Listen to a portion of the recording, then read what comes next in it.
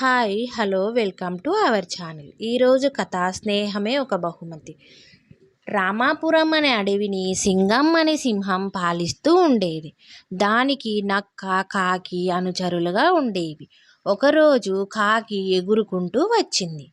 మన అడవికి దూరంగా ఉన్న ఎడారిలో ఒంటెను చూశాను. దానిని వేటాడగలిగితే మనం వారం పాటు ఆహారానికి సమస్య రాదని కాకి చెప్పింది.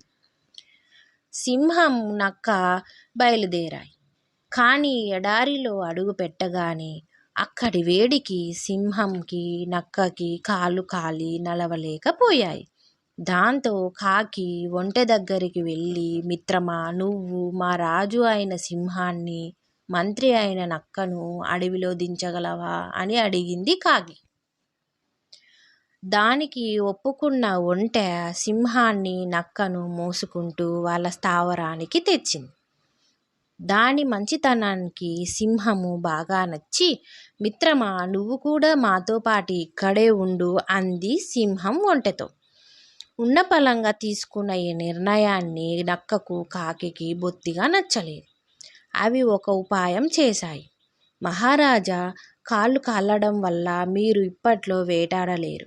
మీరు ఆకలితో ఉండటం మేము చూడలేము కాబట్టి మమ్మల్ని తినండి అన్నాయి కాకి నక్క.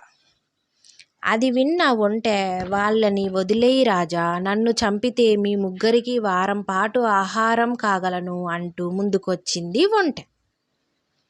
నక్క కాకి ఆ మాట కోసమే ఇలా నాటకం ఆడాయని సింహానికి అర్థమైంది. దాంతో సరే, ఒకరొకరు వరుసగా రండి, ముందు చిన్న జీవితో మొదలు పెడతాను అని చెప్పింది సింహం. అంతలోనే కాకు తుర్రుమని ఎగిరిపోయింది. నక్క పరుగున పరిగెత్తింది. ఒంటె సింహాలు మాత్రం అప్పటి నుంచి స్నేహంగా ఉండిపోయాయి.